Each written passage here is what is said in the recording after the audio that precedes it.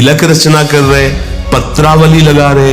अहो भाग्य, ये बड़े भाग्य से सेवा का सौभाग्य मिलता है। पूज्य पादुड़िया बाबा, भजन करना भी बहुत कठिन बात है, लेकिन भजन किया जा सकता है, पर सेवा करना बहुत कठिन है, क्योंकि सेवा में सुख की चाह का नाश होता है। सेवक सुख चाह, मान भिखारी, व्यसनी धन, शुभ गति में विचारी, ये तो मूर्खता है।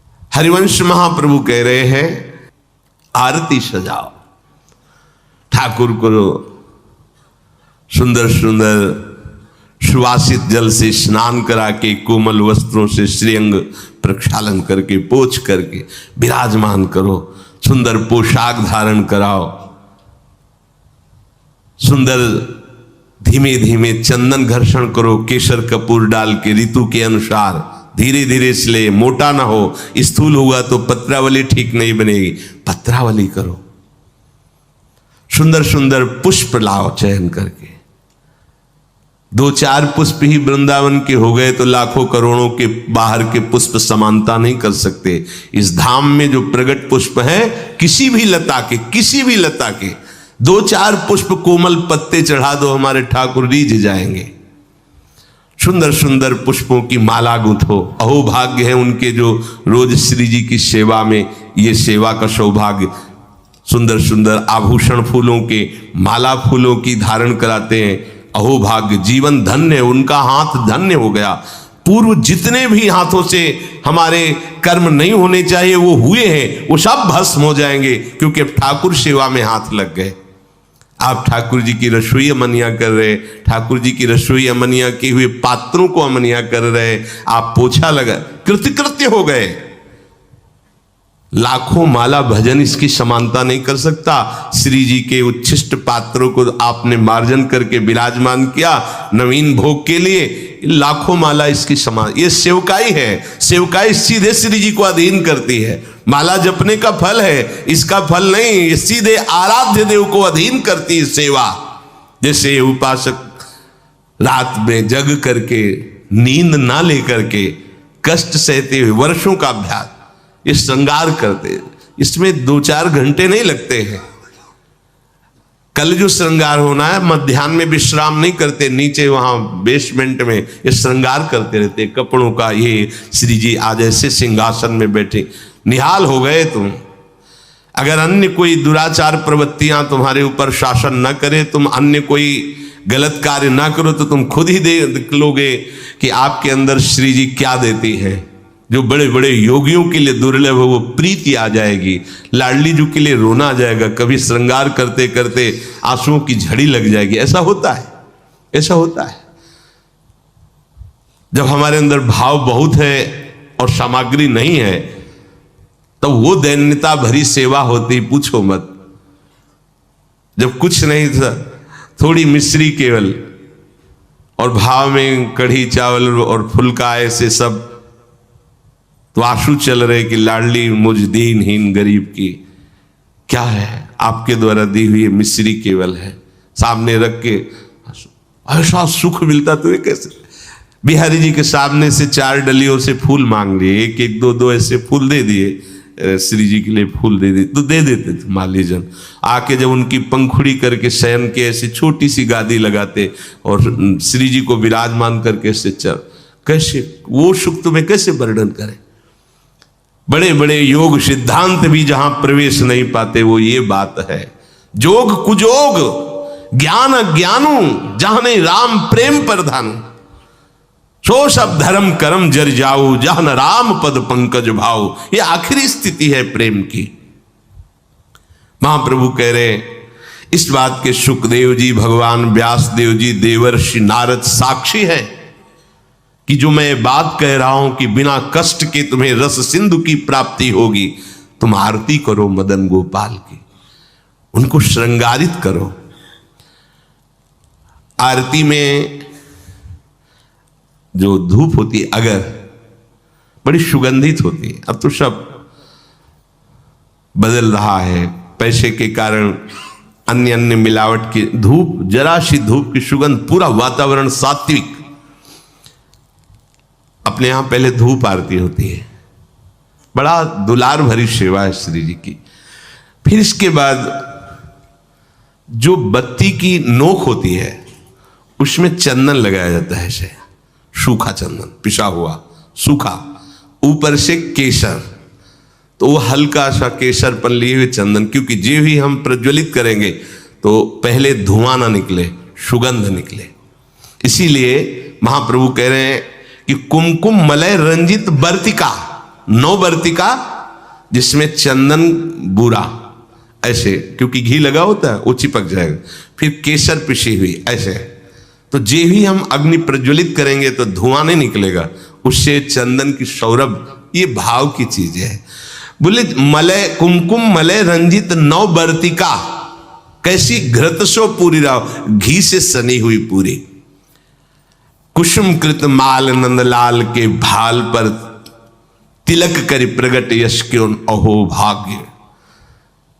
आप चंदन घिसे श्री जी के लिए, फिर उससे आप श्री जी को तिलक रचना कर रहे, पत्रावली लगा रहे, अहो भाग्य। ये बड़े भाग्य से सेवा का सौभाग्य मिलता है। पूज्यपाद उड़िया बाबा, भजन करना भी बहुत कठिन बात है, लेकिन भजन किया जा सकता है, पर सेवा करना बहुत कठिन है, क्योंकि सेवा में सुख की चाह का नाश होता है। सेवक सुख चाह, मान भिखारी, व्यसनी धन, शुभ गति में विचारी, ये तो मूर्खता है।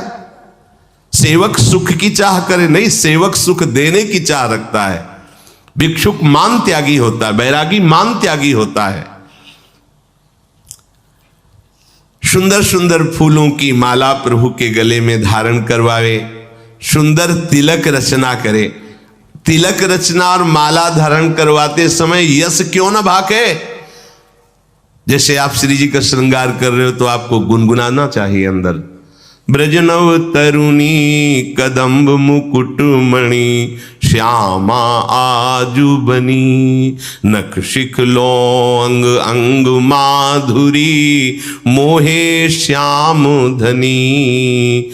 ब्रजनव तरुणी कदम्ब मुकुट मणि श्यामा आजू बनी। पत्रावली, यो राजत कवरी गुंथित कच कनक कंज बदनी, चिकुर चंद्रिकन बीच अर्ध बिदु मानो ग्रसित फनी। या आवत श्री वृषभानु दुलारी। पूरे पद में प्रथम उबटी मज्जन कर सज्जित नील वर, श्रृंगार के पदों का क्यों गायन नहीं कर रहे। आचार्य चरण कह रहे, जब आप श्रृंगार कर रहे हैं श्री जी का तो पद गुनगुनाना चाहिए। श्रृंगार के बनी वृषभानुनंदिनी, आज भूषण बसन विविध पहिरे तन, पिय मोहन हित साज, बहुत से श्रृंगार के पद हैं, गुनगुनाना चाहिए। तिलक करी प्रगट यश क्यों न भाखो, क्यों नहीं तुम गायन करते। अब आप तिलक रचना कर रहे हो, बातें प्रपंच की सोच रहे हो या कर रहे हो, ठीक बात नहीं है।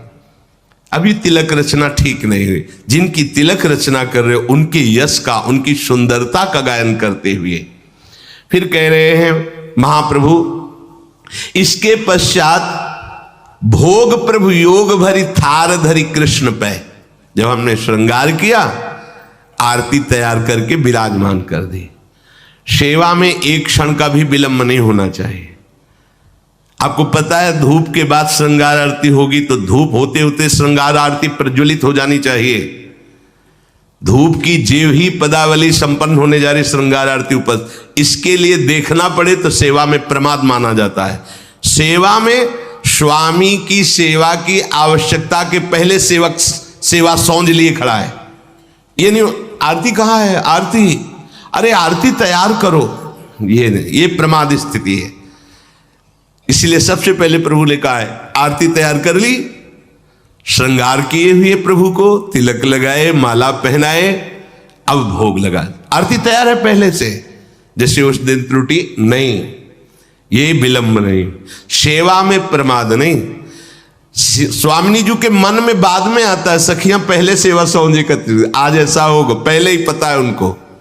तो आपको तो पता है ना, पहले धूप के बाद श्रृंगार आरती। अब भोग, भोग प्रभु योग भरी थार धरी कृष्ण पे।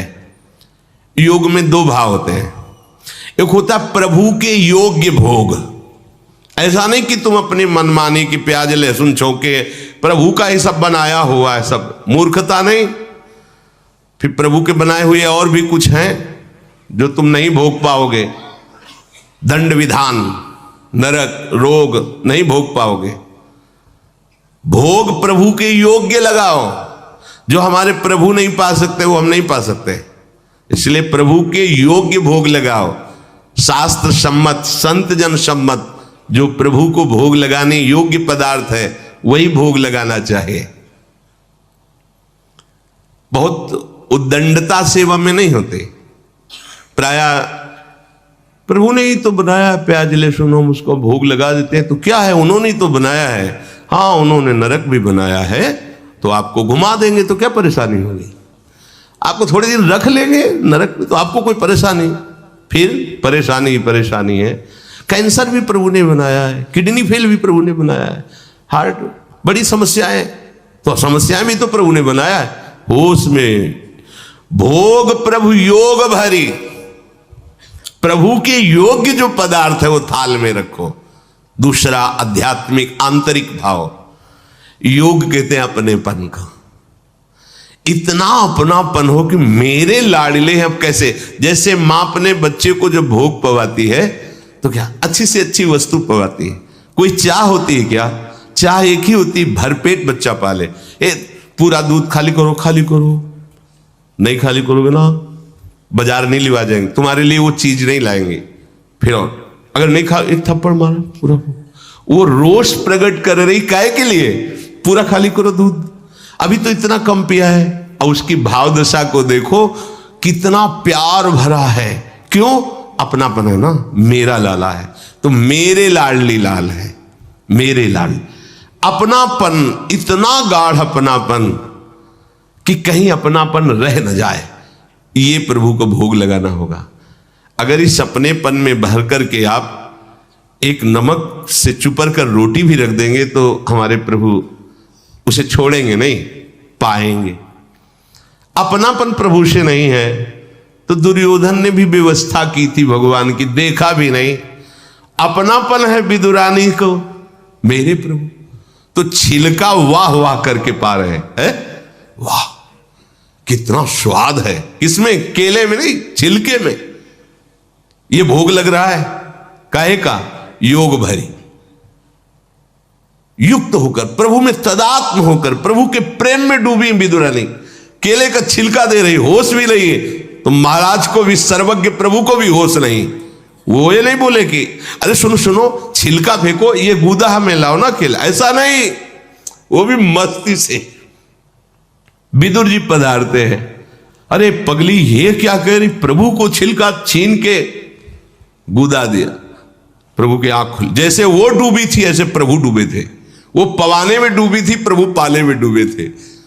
आंख खुली, बेस्वाद हो गए विदुर जी, अब वो स्वाद नहीं रहा क्योंकि तुम्हारी बुद्धि लग रही है, वहां बुद्धि ही नहीं रही। ऐसा योग हो गया है कि भोग चक्क लग रहा है। ये है वास्तविक भोग।